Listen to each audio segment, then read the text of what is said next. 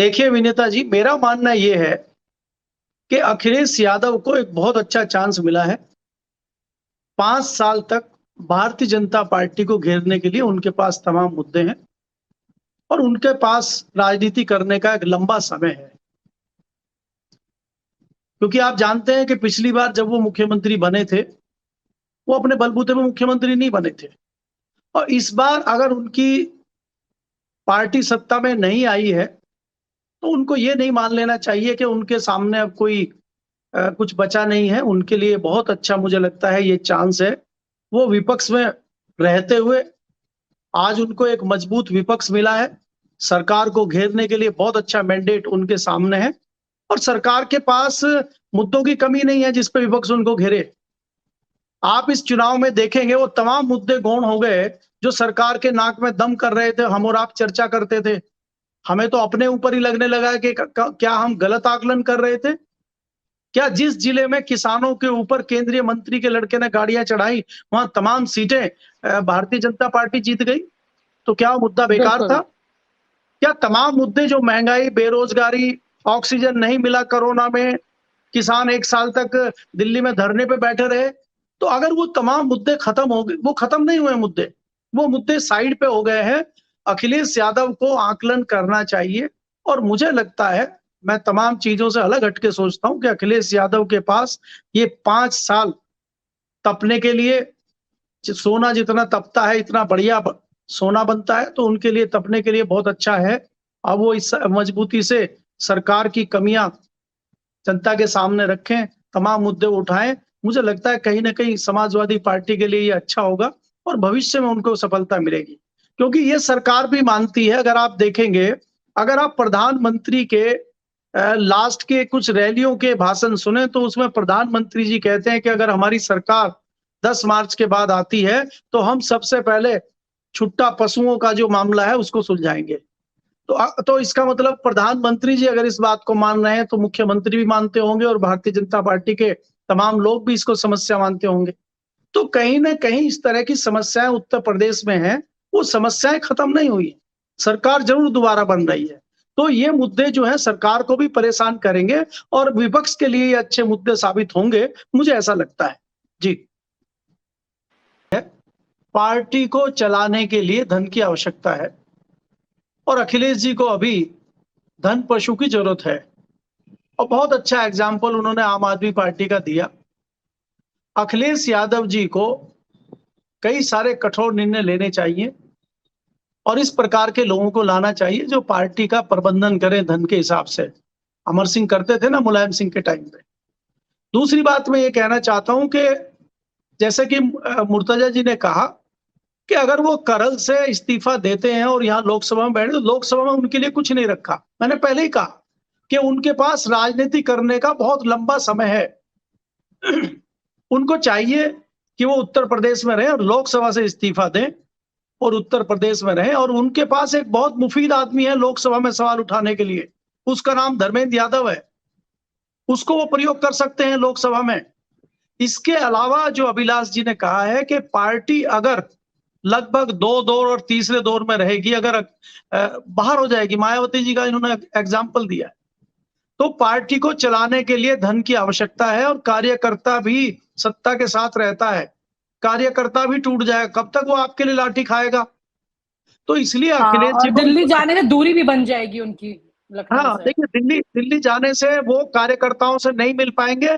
और शिवपाल जी को संगठन चलाने का अनुभव है, जैसा कि मेरा निजी मानना भी है कि शिवपाल जी बहुत अच्छा संगठन चला सकते हैं। शिवपाल जी को चाहिए कि उत्तर प्रदेश का अध्यक्ष उनको बना के वो जो है पार्टी चलाएं। अखिलेश जी विधानसभा संभालें और धर्मेंद्र यादव को दिल्ली की जिम्मेदारी दें, तो पार्टी का मुझे लगता है सुदृढ़ मामला बनेगा। इसके अलावा मैं दूसरी चीज ये कहना चाहता हूं कि जैसा कि अभी अभिलाष जी ने कहा था कि पार्टी का जो कार्यकर्ता होता है, अगर उसका घोड़ा गाड़ी पेट्रोल उसको नहीं मिलेगा, वो उसमें एक ऊर्जा नहीं रहेगी, तो वो फिर कट जाता है और वो कितने दिन लाठी खाएगा। तो अखिलेश यादव को चाहिए कि इस प्रकार से कुछ लोग एक आध आदमी हो सकता है कि राजनीतिक परिस्थितियां देखते हुए आपको किसी राजनीतिक व्यक्ति को हो सकता है भाई जैसे उनका गठबंधन हुआ था जयंत चौधरी के साथ, उनकी कुछ ऐसे समझौते रहा हो कि भाई हम आपको राज्यसभा में भेज देंगे। लेकिन इसके अलावा जैसे संजय सिंह का एग्जाम्पल दिया कि संजय सिंह पॉलिटिकल आदमी है, लेकिन 2 गुप्ता जो आम आदमी पार्टी में हो तो नॉन पॉलिटिकल है ना, तो इस पे विचार करना बहुत जरूरी है। दूसरी बात मैं ये कहना चाहता हूं कि जैसे कि अभिलाष जी ने कहा, जो शिवपाल जी को लास्ट में समाजवादी पार्टी में शामिल किया गया, समाजवादी पार्टी में शिवपाल जी बेमन से आए हैं, इनकी मैं इस बात को पुख्ता करता हूं कि उनके कांग्रेस से लगभग समझौते हो चुके थे और दिल्ली में मैं भी उसमें शामिल रहा हूं। मेरे सामने भी कई बार उस तरह की बातें हुई हैं और मैं कई एक आध मीटिंग में भी शामिल रहा हूं दिल्ली में। तो ये बाद में समाजवादी पार्टी में गए हैं और अखिलेश यादव ने इनको चुनाव में उस प्रकार से प्रयोग नहीं किया जिस प्रकार से शिवपाल को करना चाहिए था। शिवपाल के कहने से उन्होंने एकमात्र सीट दी है विधायक के लड़ने के लिए और उनके कहने से कोई सीट अखिलेश यादव ने उनको दी नहीं है। अब और चुनाव में उनको प्रयोग नहीं किया जिस प्रकार से करना चाहिए था और अब एकाएक आप उनको विधानसभा में विपक्ष का नेता बना रहे हैं।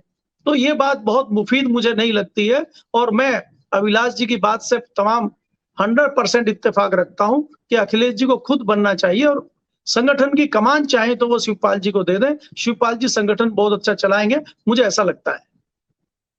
मुद्दे तो खत्म नहीं हुए हैं, वो मुद्दे तो वहीं खड़े हैं ना, जो आप अपने घोषणा पत्र में लिखते हैं, जिन पे आप चुनाव लड़ते हैं। समाजवादी पार्टी घटी तो है नहीं, समाजवादी पार्टी तो बढ़ी है ना। तो जो जिस मुद्दों पे समाजवादी पार्टी को लोगों ने वोट दिया है, उनके मुद्दों को आपको विधानसभा में उठाना चाहिए, सरकार के सामने मजबूती से रखना चाहिए, सरकार को घेरना चाहिए उन मुद्दों पे और जनता की आवाज वहां तक पहुंचानी चाहिए। अगर आप छोड़ के भाग जाएंगे तो जनता कैसे विश्वास करेगी अगली बार आपके ऊपर? जी। लेकिन सर यहाँ पर ये भी तो सवाल उठता है ना, योगी आदित्यनाथ की मोडस ऑपरेंडी जो है सरकार चलाने के अलावा विपक्ष को हैंडल करने की, वो भी तो एक बड़े हर्डल के तौर पे सामने आ सकते हैं ना, ये भी तो रुकावटें पैदा करेंगे अखिलेश यादव के लिए। देखिए विनीता जी, अगर आप देखें, समाजवादी पार्टी क्षेत्रीय दल है और तमाम इस प्रकार के क्षेत्रीय दल आपके सामने हैं। आप वेस्ट बंगाल ले लीजिए, महाराष्ट्र ले लीजिए, दूसरे तमाम जगह ले लीजिए। जैसे कि अभी अभिलाष जी ने कहा था या आपने भी कहा था कि दिल्ली से चुनाव लड़ा गया, ये तो दिल्ली से तो चुनाव वेस्ट बंगाल में भी लड़ा गया था। आप देखेंगे कि किसी राजनीति में, केंद्र की राजनीति में या लोकसभा में ममता बनर्जी पढ़ती है क्या? ममता बनर्जी चाहती अपने किसी विश्वास पात्र को कमान दे देती और वो दिल्ली बैठ जाती आके लोकसभा में, राज्यसभा में होती थी, वो क्यों नहीं आए? बिल्कुल उड़ीसा वाले लोग क्यों नहीं आते? शिवसेना के लोग क्यों नहीं आते थे? बिल्कुल, आप इन मुख्यमंत्रियों तो के चेहरों को नहीं देखेंगे कि कहीं पर विपक्ष में भी होते हैं तो संसद में दिखाई देते हैं। और आपके सामने बहुत बड़ा चेहरा नीतीश कुमार का है। नीतीश कुमार तो केंद्रीय मंत्री भी रह चुके हैं, केंद्र की राजनीति भी जानते हैं, उसके बावजूद वो बिहार छोड़ के क्यों नहीं आया आज तक? तो ये अखिलेश यादव का बहुत ही बल्कि लोग केंद्र में आत्मघाती मंत्री बनने से ज्यादा अपने राज्य में जाके मुख्यमंत्री बनना पसंद करते हैं। वो प्रदेश की पॉलिटिक्स ज्यादा इम्पैक्ट करती है। जी बिल्कुल। जैगम जी, यहीं पर अभी मैं जो मलिक सर से और आप हमसे जुड़े रहने के लिए सब्सक्राइब करें YouTube पर, फॉलो करें Twitter पर और लाइक करें Facebook पर। और ज्यादा जानकारी के लिए आपको टाइप करना होगा सिर्फ न्यूज़ नशा।